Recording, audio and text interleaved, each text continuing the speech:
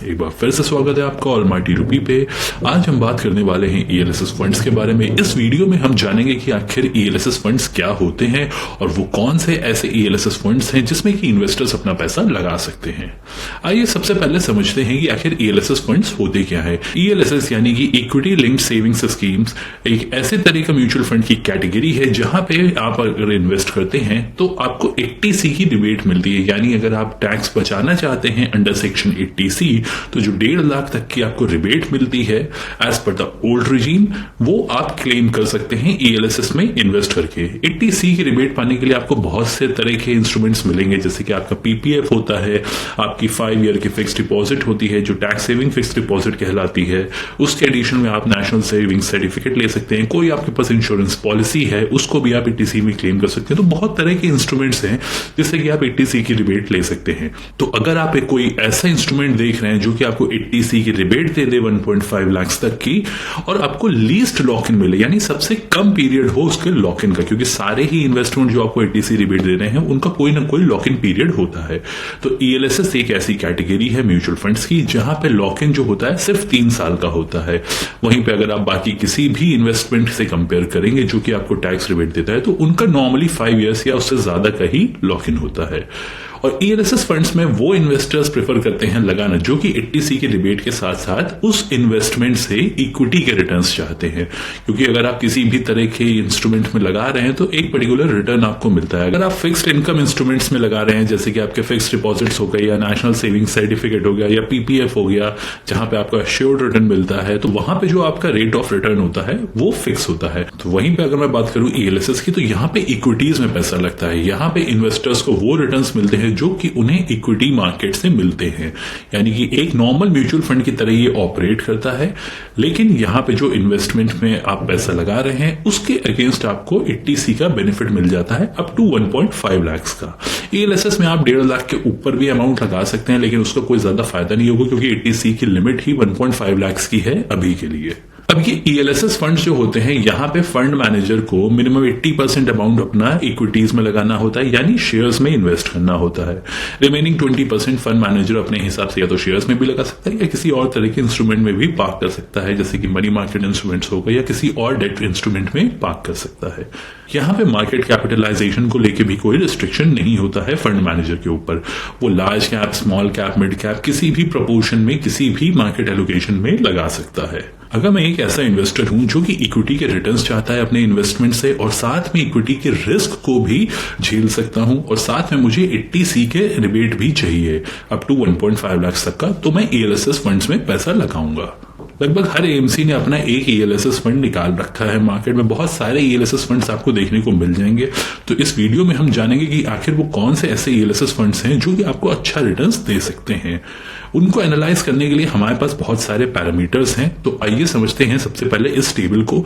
यहाँ पे हमने सारे ही ईएलएसएस फंड्स के रिटर्न्स लिख रखे हैं, जैसे कि आप देख रहे हैं 1 ईयर रिटर्न है, 2 ईयर रिटर्न है, 3 ईयर रिटर्न है, 5 ईयर रिटर्न है और 10 ईयर रिटर्न भी मौजूद है काफी सारे फंड्स का। साथ में हमने उन फंड्स का शार्प रेशियो भी लिख रखा है।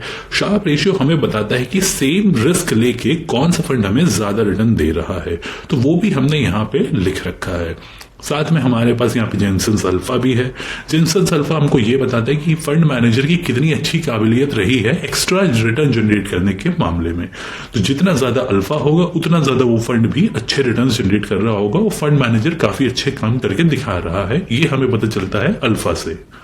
स्टैंडर्ड डिविएशन हमने लिख रखी है हर फंड की। स्टैंडर्ड डिविएशन हमको ये बताता है कि फंड कितना ज्यादा वोलेटाइल रहा है रिटर्न्स देने के मामले में। तो जितना ज्यादा उसका स्टैंडर्ड डिविएशन होगा उतनी ज्यादा उसके रिटर्न्स में भी हमें वोलेटाइलिटी देखने को मिलती है।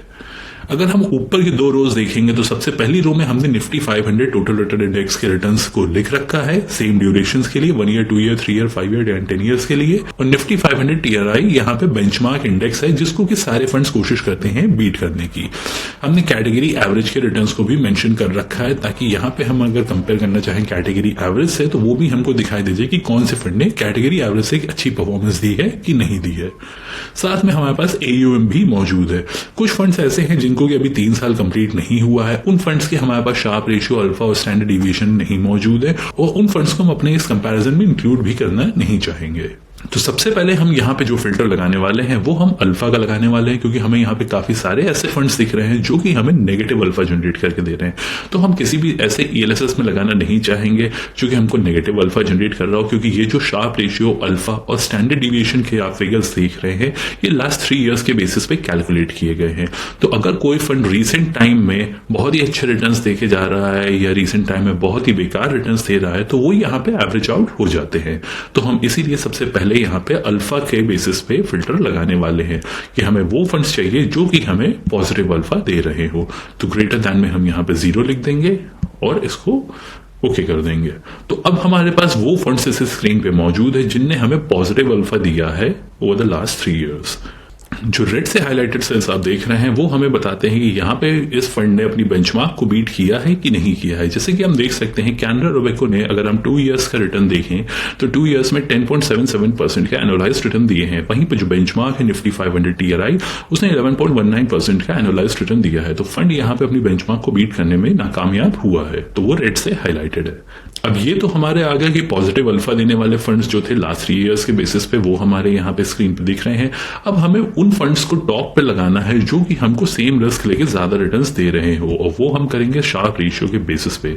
हमें सिंपली इसको सॉर्ट कर देना है based on largest to smallest, और ये हमने इसलिए किया है क्योंकि ईएलएसएस कैटेगरी में फंड मैनेजर के पास पूरी फ्लेक्सिबिलिटी है कि वो अपने हिसाब से किसी भी तरह का पोर्टफोलियो बना सकता है। और अगर सेम रिस्क लेके कोई फंड ज्यादा बेटर रिटर्न्स हमको दे रहा है तो हमें वो फंड प्रेफर करना चाहिए, ना कि सेम रिस्क लेके कम रिटर्न्स देने वाला फंड। इसीलिए हमने शार्प रेशियो के बेसिस में यहाँ पे सॉर्ट किया है। अब आप अपनी स्क्रीन पे जो फंड्स देख रहे हैं ये सारे ही ईएलएसएस के काफी अच्छे फंड्स रहे हैं। इनमें आप ज्यादातर केसेस में देखेंगे फंड्स ने रिटर्न्स भी बेंचमार्क के कंपैरिजन में अच्छे दिए हैं। लेकिन अगर हम अपने यहाँ पे बेस्ट फंड्स की बात करेंगे, अगर हमें टॉप 3 फंड्स देखने हैं जो कि ईएलएसएस कैटेगरी के काफी अच्छे फंड्स हैं जिसमें कि हम इन्वेस्ट कर सकते हैं, तो उसमें सबसे पहला नाम आता है क्वांट टैक्स प्लान का। क्वांट टैक्स प्लान के अगर हम रिटर्न्स देखेंगे तो कंसिस्टेंटली हाई ही रहे हैं। इसका शार्प रेशियो इस पूरी लिस्ट में सबसे ज्यादा है। साथ में अगर हम अल्फा भी देखेंगे तो वो भी हमको डबल डिजिट्स का देखने को मिल रहा है। तो यहाँ पे फंड मैनेजर ने बहुत ही अच्छा काम किया है, जो हमने क्वांट के बाकी फंड्स में भी देखने को मिला था। काफी अच्छी परफॉर्मेंस रही है। रिसेंट में अगर हम देखेंगे तो 1.11% के लास्ट 1 ईयर का रिटर्न है। 2 ईयर में देखेंगे तो वो काफी बेहतरीन परफॉर्मेंस हमें देखने को मिल रही है रिसेंट अंडर परफॉर्मेंस के बावजूद। 3 ईयर्स में हमको 36.58% का एनुअलाइज्ड रिटर्न दिया है। तो अगर किसी इन्वेस्टर ने आज से 3 साल पहले इसमें इन्वेस्ट किया होता और 3 साल का लॉक इन है और वो लॉक इन अगर आज खत्म हो रहा होता तो उसको 36.58% का एनुअलाइज्ड रिटर्न इस फंड से मिल चुका होता। अगर हम इस पूरी लिस्ट को देखेंगे तो यहाँ पे और कोई फंड ऐसा नहीं है जिसने ऐसी परफॉर्मेंस दी हो। सेकंड नंबर पे हमारा आता है Parag Parikh tax saver fund. इस फंड का 1000 करोड़ का AUM है और इस फंड के रिटर्न्स भी कंसिस्टेंट रहे हैं। इस फंड को 3 साल कंप्लीट हो चुके हैं और इसका शार्प रेशियो सेकंड हाईएस्ट है इस पूरी लिस्ट में, और अल्फा भी यहाँ पे सेकंड हाईएस्ट है इस पूरी लिस्ट में। एक चीज आपको नोटिस करने को मिलेगी, हमने इसको सॉर्ट किया था शार्प रेशियो के बेसिस में, लेकिन यहाँ पे हमें वो फंड्स भी टॉप पे दिख रहे हैं जो कि ज्यादा अल्फा जनरेट करके दे रहे हैं। यानी वो फंड सबसे ऊपर हमें दिखाई दे रहे हैं जिनके फंड मैनेजर ने काफी अच्छी परफॉर्मेंस दी है पिछले 3 साल में। तीसरे नंबर पे आता है हमारा IDFC टैक्स एडवांटेज फंड। इसका 4000 करोड़ का AUM है। इस फंड के रिटर्न्स भी अगर हम देखेंगे तो कंसिस्टेंटली बेंचमार्क से बेटर रिटर्न्स हमको डिलीवर किए हैं। इसका शार्प रेशियो 0.70 रहा है जो कि हमें कैटेगरी एवरेज से ज्यादा देखने को मिल रहा है। इनफैक्ट हमें जितने भी फंड्स यहाँ पे दिख रहे हैं उनका कैटेगरी एवरेज से ज्यादा शार्प रेशियो रहा है।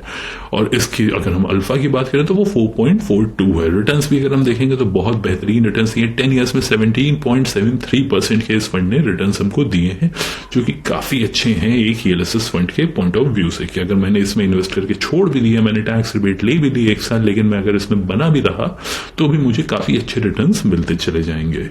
तो ये थे हमारे टॉप 3 फंड्स जिसमें आप इन्वेस्ट कर सकते हैं। क्वांट टैक्स प्लान पहले नंबर पे, सेकंड नंबर पे है Parag Parikh tax saver fund and third पे है IDFC टैक्स एडवांटेज। इसके अलावा भी जो आपको स्क्रीन पे फंड्स दिख रहे हैं वो काफी अच्छे फंड्स हैं। आप अपने हिसाब से, अपनी चॉइस के हिसाब से उनमें भी इन्वेस्ट कर सकते हैं। लेकिन अगर आप ईएलएसएस कैटेगरी में काफी अच्छे रिटर्न्स चाहते हैं तो आपको टॉप 3 फंड्स में से ही किसी एक फंड को सिलेक्ट करना चाहिए अपने इन्वेस्टमेंट के लिए।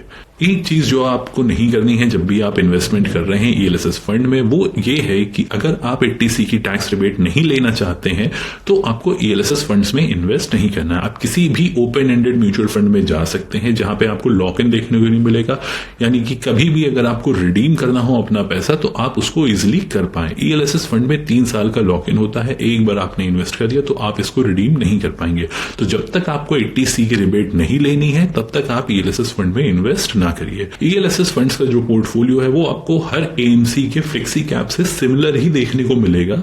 तो ये चीज ध्यान रखिएगा कि अगर आप ईएलएसएस में लगा रहे हैं तो सिर्फ और सिर्फ आपका यहां पे पर्पस 80C के रिबेट पाने का होना चाहिए। अगर आपका रिबेट पाने का कोई नहीं है, आपने 80C ऑलरेडी किसी और इंस्ट्रूमेंट से कंप्लीट करा हुआ है, तो आप इन्वेस्टमेंट किसी ओपन एंडेड म्यूचुअल फंड में कर सकते हैं।